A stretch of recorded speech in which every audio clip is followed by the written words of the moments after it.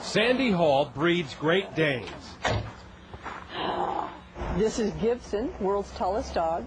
I love you. She never dreamed the Dane she named Gibson would turn out to be the greatest of them all. Neither had the people who published the Guinness Book of World Records,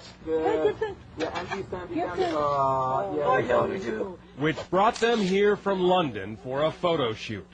Gibson has been a record holder for some time now, and what we do is every year we look at the book, see what kind of interesting records and record holders we can photograph. A lot of people here in Nevada County seem to know about their local record holder. A dog that dwarfs an average-sized golden retriever. I've seen him twice now, and he's a really tall dog. Despite his fame, however, Gibson still manages to surprise. We got to meet Gibson, the world's tallest dog, and have the paw prints on the blue blazer to prove it. In Grass Valley, George Warren, News 10. Good dog.